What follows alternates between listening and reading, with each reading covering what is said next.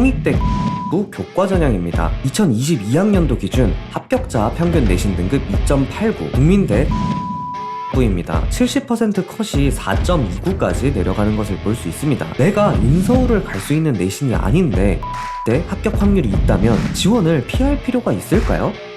수시 6장 중에 상향을 하나도 안 할 생각인 학생들이 있나요? 누구나 한 번쯤은 고민해보게 되는 상향 지원, 잘못 알고 지원하면 그냥 원서비만 날리게 되는 경우가 많습니다. 오늘은 실제로 미달이 날 수도 있는 학과들이 어디인지, 그리고 전략은 어떻게 짜야 하는 건지 상향 지원의 모든 것을 알려드리겠습니다. 바로 데이터를 기반으로 실제 모집 단위를 말씀드리겠습니다. 먼저 홍익대 경제학부 교과 전형입니다. 2022학년도 기준 합격자 평균 내신 등급 2.89, 모집 인원은 고작 4명이었습니다. 눈치 싸움이 이런 거예요. 저희가 상향은 모집 인원이 적은 게 오히려 유리하다고 자주 말씀드렸죠. 9명을 뽑던 과가 4명으로 모집 인원을 줄여버리니까 오히려 학생들이 기피하는 현상이 발생하고 커트라인이 많이 낮아진 모습입니다. 아마 2023학년도에는 반대의 흐름이 나왔을 확률이 높습니다. 2.89라는 내신 등급을 보고 지원했을 거고 모집 인원도 늘었거든요. 어떻게 생각해도 홍익대 경제 정도의 학과가 2년 연속 펑크가 나지는 않았을 거라 예상이 되고, 이 때문에 학생들의 스나이핑 리스트에서 올해는 빠지게 될 확률이 높습니다. 그래서 퐁당퐁당으로 2024학년도에는 재작년 2022학년도와 유사한 흐름이 나올 확률이 있습니다. 다음은 국민대 건설시스템공학부입니다. 마찬가지로 2022학년도 자료고 학교생활 우수자 전형 기준인데요. 70% 컷이 4.29까지 내려가는 것을 볼 수 있습니다. 즉 마지막 문을 닫고 들어온 학생의 내신은 더 낮았겠죠. 그렇다고 이 학과가 국민대 다른 학과에 비해서 훨씬 인기가 없는 학과냐? 그렇지 않습니다. 2021학년도 기준 3.2로 다른 학과들과 큰 차이가 없는 모습을 보여줬어요. 건설, 바이오, 환경 같은 학과들의 경우 원래 매번 눈치 싸움이 심합니다. 그래서 아까 말씀드렸던 퐁당퐁당의 흐름, 2년마다 한 번씩 펑크가 나는 경우가 가장 많은 종류의 학과입니다. 여기도 2022학년도와 유사한 흐름이 나올 확률이 있습니다. 그리고 명지대 생명과학정보학과, 전기공학과 등입니다. 명지대의 경우 명지학원 파산 이슈가 있었죠. 그리고 해결이 될 것으로 보이긴 하는데 그렇다고 100% 장담을 할 수는 없는 상황입니다. 재학생분들이 서운해하실 수는 있겠지만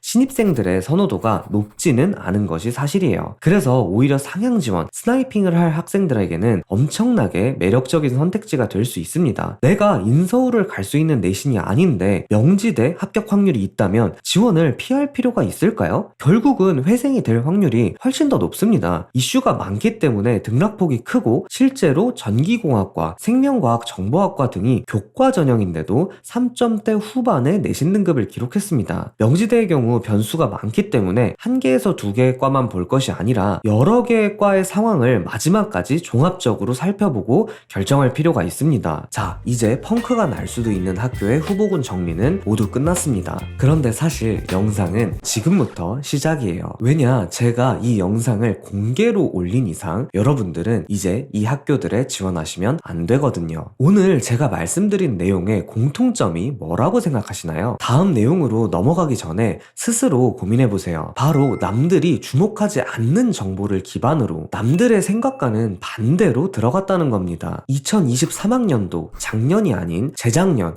2022학년도 기준으로 수시 등급을 판단했고요. 모집 인원이 오히려 작은 곳, 그리고 학생들이 피하는 이슈가 있는 곳, 그런 곳들 위주로 후보군을 추렸어요. 여러분들이 아직 수시 눈치 싸움을 경험해보진 않았겠지만 한번 미래에 어떻게 할지 상상해보세요. 작년 수시 등급도 한번 찾아보고, 그리고 추합이 많이 도는 과, 모집 인원이 많은 과, 유튜브 등 인터넷에서 입시 전문가 컨설턴트들이 한 번씩 언급한 과, 이런 과들을 위주로 볼 것 같지 않나요? 대부분 그렇겠죠. 그렇다 보니까 모두의 눈에 똑같은 학교, 똑같은 과가 들어오는 겁니다. 그러니까 반대로 경쟁률이 터질 수밖에 없죠. 모집 인원은 많아봤자 몇십 명이고 아까 본 것처럼 10명도 안 되는 과도 많습니다. 그런데 모두가 여기가 펑크난데 여기가 사람들이 안 몰릴 거래 생각하면서 몰려오니까 오히려 경쟁률이 터지는 거고 결국은 정반대의 결과가 나오는 겁니다. 그래서 오늘 영상에서 여러분들이 얻어가셔야 할 내용은 직접 직접 언급했던 그 실제 모집 단위가 아니라 제가 후보군을 찾았던 방법 그 자체입니다. 여러분들도 사람들이 잘 집중하지 않는 정보를 찾고 다수가 생각하는 것과 반대로 생각할 줄 알아야 해요. 그 가장 대표적인 예시가 2년 전 수시 등급입니다. 2년 전에 펑크가 났다는 거는 가끔씩은 펑크가 나기도 하는, 펑크가 날 확률이 있는 과라는 뜻이고, 바로 직전 연도 자료가 아니기 때문에 학생들이 잘 모르고 지원 레이더망에